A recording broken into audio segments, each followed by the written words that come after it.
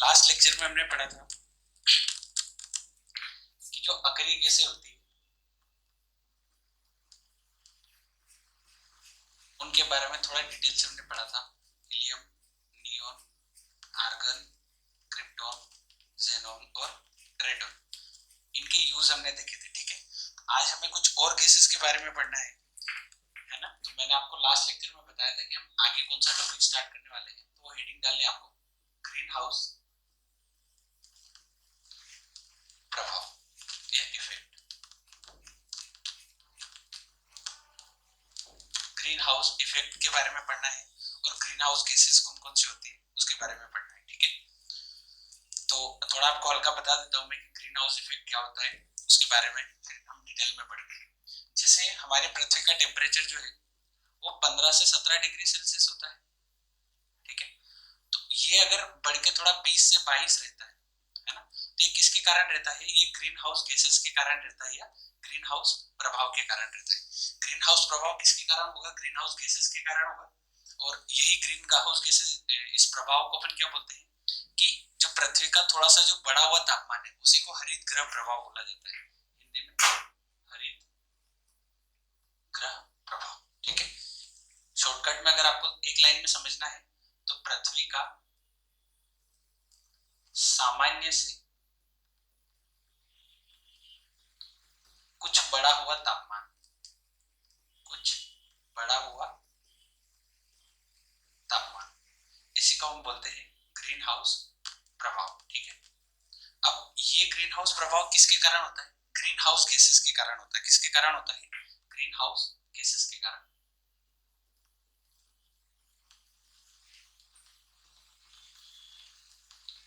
अब ये green house gases के बारे में हमें पता होना चाहिए कि ग्रीन हाउस गैसेस कौन कौन सी होती है। ठीक है, तो मैं आपको लाइन से लिखा रहा हूँ, आपको याद होना चाहिए साथ के साथ। पहले नंबर पे जो कार्बन डाइऑक्साइड, आप सभी को पता होगा है ना, इसके बारे में आप जानते भी हो कार्बन डाइऑक्साइड कौन सी गैस है। ठीक है, साथ के साथ याद होनी चाहिए। ठीक है, सेकंड है वाटर वेपर, वाटर वेपर है ना, हिंदी में बोलते हैं जल वाष्प।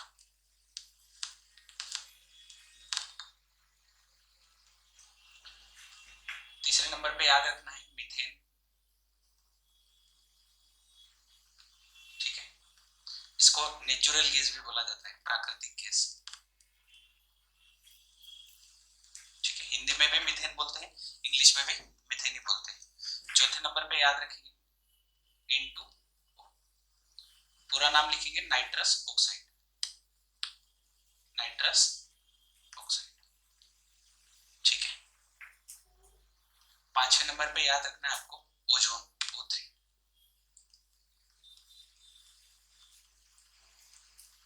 और छठे नंबर पे याद रखना है CFC। इसका फुल फॉर्म भी बहुत बार पूछा जाता है, तो वो भी आपको याद होना चाहिए, क्लोरो फ्लोरो कार्बन। ठीक है, N2O के दो तीन नाम और N2O को लाफिंग गैस भी बोला जाता है और इसको एनेस्थेटिक गैस भी बोला जाता है।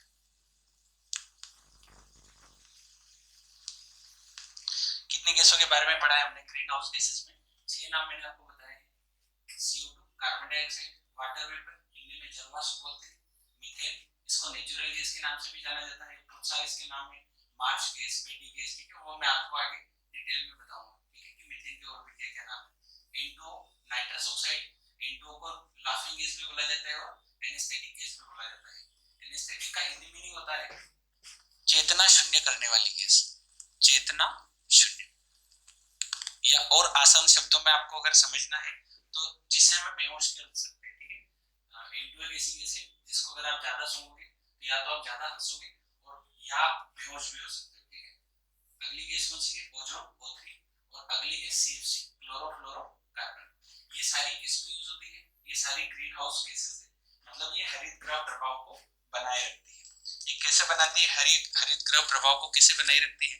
तो सिंपल सा इसका आंसर है कि यह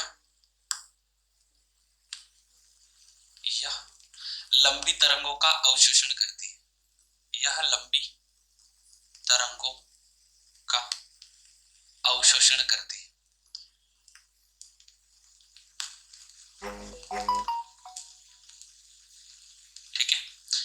वाले लिखेंगे long waves, it observes long waves. ठीक है, ज्यादा डिटेल में हमें जाना नहीं, क्योंकि जितना हमारा सिलेबस है हमें उसके अकॉर्डिंग अगर इतनी बातें आपको पता है ग्रीन हाउस गैसेस और ग्रीन हाउस प्रभाव से रिलेटेड, तो आपका क्वेश्चन एग्जाम में गलत नहीं होगा। ठीक है, एक बार और मैं आपको रिपीट कर रहा हूँ। ठीक है, पहला ग्रीन हाउस गैसेस में पहली गैस पढ़ी हमने कार्बन डाइऑक्साइड, दूसरी जल वाष्प, तीसरी मीथेन, चौथी नाइट्रस ऑक्साइड। नाइट्रस ऑक्साइड के दो नाम और है, लाफिंग गैस भी बोला जाता है और एनेस्थेटिक गैस भी बोला जाता है। पांचवी है ओजोन और छठी है क्लोरोफ्लोरोकार्बन। ठीक है, साथ के साथ याद होनी चाहिए। ठीक है, अब कुछ और बातें और आपको पता होना चाहिए। जो अगर आपसे कोई पूछेगा कि एनेस्थेटिक गैस कौन सी होती है, तो एनेस्थेटिक गैस का आपको नाम याद होना चाहिए नाइट्रस ऑक्साइड। पर अगर मैं आपसे बोलूं कि एनेस्थेटिक एजेंट किसे कहा जाता है, एनेस्थेटिक एजेंट, ठीक है, तो इसका भी आपको पता होना चाहिए। और ये लगभग सभी बच्चों को पता होगा कि एनेस्थेटिक एजेंट क्लोरोफॉर्म को बोला जाता है, क्लोरोफॉर्म, चेतना शून्य। अभी मैंने जस्ट आपको इसका नाम बताया था हिंदी, वो भी आपको पता होना चाहिए। ठीक है, एनेस्थेटिक गैस अगर एग्जाम में आता है तो हमें टिक करना है N2O पर, और एनेस्थेटिक एजेंट अगर आता है एग्जाम में तो हमें टिक करना है क्लोरोफॉर्म पर। ठीक है, हिंदी में लिख देता हूँ क्लोरो। क्लियर है इतनी बातें? और भी कुछ इंपॉर्टेंट, इनको आप नोट बना के लिख सकते हैं। जो आपके घर में एसी लगा हुआ होता है, ठीक है, एसी, अब इसमें जो पहले गैस भरी जाती थी पहले के टाइम पे, वो भरी जाती थी फ्रीऑन गैस, फ्रीऑन या सीएफसी, दोनों में से कोई भी ऑप्शन में आपको मिल सकता है। हिंदी में बोलते हैं फ्रीऑन। ठीक है, सीएफसी क्लोरोफ्लोरोकार्बन, जस्ट अभी पहले मैंने इसका पूरा नाम लिखाया था। पर अगर अभी की डेट में कोई अगर आपसे पूछेगा कि अभी कौन सी गैस भरी जाती है, तो इस सीएफसी के आगे एच लग जाएगा, और एच का मतलब होता है हाइड्रा। ठीक है, ये वाली थोड़ी मतलब ओजोन को ज्यादा नुकसान पहुंचाती थी, तो इस कारण से इसको बैन कर दिया गया। अब ज्यादातर किसका यूज होता है, हाइड्रा क्लोरोफ्लोरोकार्बन, इससे इसकी कंपेयर में थोड़ा कम नुकसान होता है, इसलिए इसका यूज ज्यादा किया जाता है। ठीक है, वापस मैं रिपीट कर रहा हूँ, एसी आपको पता है एयर कंडीशनर बोलते हैं, एयर कंडीशनर। ठीक है, इसमें अगर दोनों ऑप्शन में आते हैं तो हमारी प्रायोरिटी एचसीएफसी को देना है। ठीक है, मेनली आंसर यही लगेगा। पर अगर ये ऑप्शन में नहीं मिलता है तो हम सेकंड नंबर पे फ्रीऑन पे टिक करेंगे या सीएफसी पे टिक करेंगे। दोनों आपको एक साथ एग्जाम में कभी नहीं मिलेंगे, या तो एसी में या तो फ्रीऑन सीएफसी में से एक मिलेगा या एचसीएफसी मिलेगा। अगर दोनों आएंगे तो एचसीएफसी हमारा आंसर होगा। ठीक है, क्लियर है इतनी बातें, कोई दिक्कत तो नहीं है? एसी का समझ में आया? सेम आपका जो यूज है रेफ्रिजरेटर या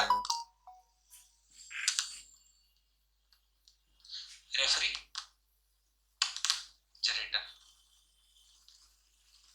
ठीक है, हिंदी में भी यही लिखते हैं रेफ्रिजरेटर। ठीक है, फ्रिज बोलते हैं आपके घर में जिसको, या फिर इसके स्थान पे कोल्ड स्टोरेज भी लिखा हुआ आता है। ठीक है, कोल्ड स्टोरेज जैसे जहाँ पे दूध दही ज्यादा रखा जाता है, ठीक है, सब्जियां रखी जाती है, तो हिंदी में इसको बोलते हैं प्रशीतक के रूप में, प्रशीतक। ठीक है, दोनों में से कुछ भी ऑप्शन में मिल सकता है। तो इसमें भी अगर आपसे पूछेगा पहले ज्यादा किसका यूज होता था पहले, तो हमें आंसर सेम देना है फ्रीऑन का या सीएफसी का। पर अभी की डेट में ज्यादा यूज किसका होता है, अमोनिया का होता है, अमोनिया। ठीक है,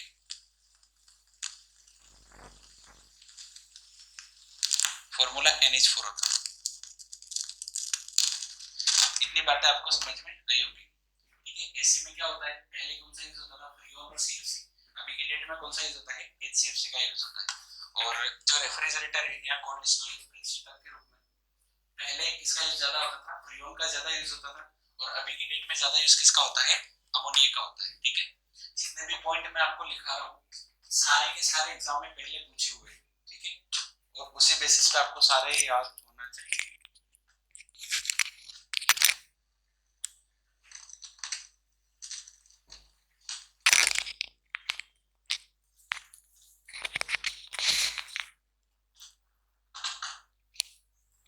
चलो आगे बढ़ते हैं। अब ये तो हो गया ग्रीन हाउस इफेक्ट, ठीक है। अगर अब थोड़ा ओजोन के बारे में आपको बताते हैं। ओजोन, ठीक है, फॉर्मूला अभी मैंने लिखा है O3। तो ओजोन से भी बहुत सारी बार क्वेश्चन पूछा जाता है। ओजोन से सबसे अगर बेसिक क्वेश्चन पूछा जाता है, ठीक है, वो आपको याद रखना है कि ये कहाँ पाई जाती है। यह समताप मंडल में पाई जाती है, समताप मंडल में, ठीक है।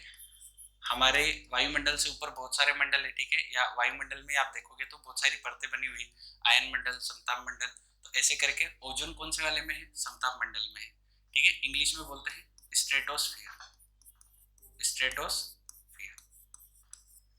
दूसरा पॉइंट आपको याद रखना है कि यह ऑक्सीजन का एक अपर रूप है, ऑक्सीजन का अपर रूप है। इंग्लिश में बोलते हैं allotrope of oxygen, allotrope of oxygen, ठीक है। बिल्कुल सिंपल से दो बातें मैंने आपको बताई है। पहली बात क्या है कि यह कहाँ पाई जाती है, यह समताप मंडल में पाई जाती है। दूसरी बात क्या है कि यह किसका अपर रूप है, यह ऑक्सीजन का एक अपर रूप है, ठीक है।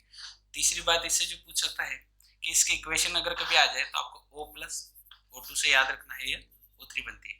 किसकी उपस्थिति में, पराबैंगनी किरणों की उपस्थिति में। किसकी उपस्थिति में, पराबैंगनी किरणों की उपस्थिति में, ठीक है, याद रहेगा। चौथा पॉइंट आपसे पूछ सकता है कि ओजोन का बनना किस पे डिपेंड करता है। ओजोन का बनना, तो आपको याद रखना है यह पराबैंगनी किरणों पर निर्भर करता है, पराबैंगनी किरणों पर, ठीक है। Formation of ozone depend on ultraviolet rays. English वाले में जो बोल रहा हूँ वो लिख सकते हैं, formation of ozone depend on ultraviolet rays. इतनी बातें आपको ओजोन से पता होना चाहिए। क्या क्या बताई मैं आपको वापस रिवाइज कर रहा हूँ, ठीक है। ओजोन का बनना किस पर डिपेंड करता है, पराबैंगनी किरणों पर। ओजोन की इक्वेशन आपको याद होनी चाहिए, O प्लस O2 क्या होगा, O3 होगा, ठीक है। ऑक्सीजन किसका एक अपर रूप है, सॉरी, ओजोन किसका एक अपर रूप है, ऑक्सीजन का एक अपर रूप है। ओजोन कहाँ पाई जाती है, समताप मंडल में पाई जाती है, ठीक है। इतनी बातें आपको याद होनी चाहिए। अगर यहाँ पे थोड़ा और डिटेल में अगर हम देखते हैं तो इसको आप ऐसे भी याद रख सकते हैं कि एक O तो डबल बॉन्ड से जुड़ा होता है और एक O सिंगल बॉन्ड से जुड़ा होता है। जो सिंगल बॉन्ड है इसका नाम है समन्वय बंध, समन्वय बंध, और जो डबल बॉन्ड है इसको बोलते हैं उपसंयोजी बंध, ठीक है। अगर कुछ एक्स्ट्रा में आपको याद रखना है तो आप ये दो बातें याद रख सकते हैं, ठीक है। क्लियर है सारी बातें, ओजोन से रिलेटेड सारे क्वेश्चन हो जाएंगे, ठीक है। और इसका यूज तो आपको सभी को पता होगा, ठीक है। चलो आगे लिखा देंगे उसको। अब कभी कभी क्वेश्चन ओजोन क्षय से भी आता है, ओजोन क्षय या depletion of ozone, depletion ozone, मतलब ओजोन को किस किस से नुकसान होता है, ठीक है। ये बातें भी पूछी जाती है कभी कभी। तो आपको पता होना चाहिए कि सबसे ज्यादा नुकसान होता है CFC से। किससे ज्यादा नुकसान होता है, सबसे ज्यादा CFC, क्लोरोफ्लोरोकार्बन से। इसका एक मॉलिक्यूल, इसका एक अणु, ठीक है, ओजोन के 1 लाख अणु को नष्ट करता है। क्या बोला मैंने आपको, कार्बन, क्लोरोफ्लोरोकार्बन का एक अणु अगर ऊपर जाता है तो जो ओजोन है उसके कितने अणु नष्ट हो जाते हैं, 1 लाख अणु नष्ट हो जाते हैं, ठीक है। ये ज्यादातर किस में यूज होती है, तो मैंने आपको जस्ट दिखाया था कि रेफ्रिजरेटर, फ्रीज में ज्यादा यूज होता है और एसी में ज्यादा यूज होता है, ठीक है। दूसरा पॉइंट आप याद रखोगे कि जो भी नाइट्रोजन के कंपाउंड होते हैं, ठीक है, नाइट्रोजन के यौगिक, हिंदी में बोलते हैं कंपाउंड को यौगिक, इनसे भी किसको नुकसान होता है, ओजोन को। और यह सबसे ज्यादा कहाँ पे यूज होते हैं, ठीक है, जेट प्लेन में यूज होते हैं। कहाँ यूज होते हैं, जेट प्लेन।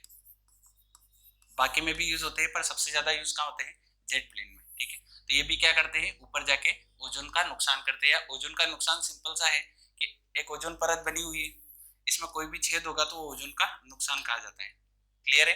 ये CFC क्या करती है, जैसे ओजोन O3 बना हुआ है तो इसको वापस O और O2 में तोड़ देती है, ठीक है। बाकी इससे कोई लेना देना नहीं है। आपको सिंपल सा याद क्या रखना है कि CFC क्लोरोफ्लोरोकार्बन से किसको नुकसान होता है, ओजोन को नुकसान होता है, और इसका एक मॉलिक्यूल कितने अणुओं को नष्ट कर देता है, लगभग 1 लाख अणुओं को नष्ट कर देता है। दूसरा पॉइंट आपको याद रखना है कि नाइट्रोजन कंपाउंड के नाइट्रोजन के जो भी कंपाउंड होते हैं उनसे भी किसको नुकसान होता है, ओजोन को, और ये किस में पाए जाते हैं, जेट प्लेन में ज्यादातर इनका यूज होता है।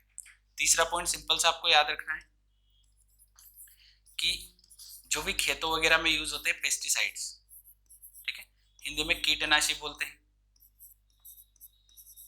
खाद बीज में जो भी चीजें आती है वो, तो इसमें आपको सबसे मेन नाम याद रखना है CH3Br, ठीक है, मिथाइल ब्रोमाइड,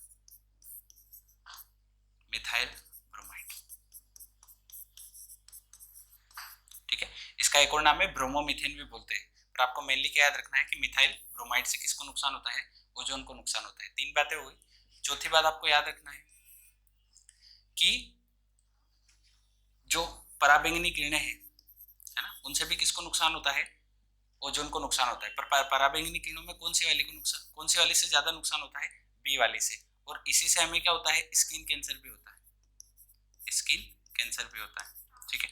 क्लियर है इतनी बातें? क्या क्या पढ़ा है हमने ओजोन के बारे में कि ओजोन कहाँ पाई जाती है, समताप मंडल में पाई जाती है, ठीक है। ओजोन क्या है, कार्बन का ऑक्सीजन का एक अपर रूप है, ठीक है। और ओजोन की बात हमने क्या पढ़ी है कि ओजोन का जो भी बनना है किस पे डिपेंड करता है, पराबैंगनी किरणों पे, और ओजोन का नष्ट होना, और नष्ट भी किससे होती है, पराबैंगनी किरणों से ही होती है। कौन सी वाली से, बी वाली से। और ओजोन किससे नष्ट होती है, CFC से, नाइट्रोजन के यौगिकों से, कीटनाशी से।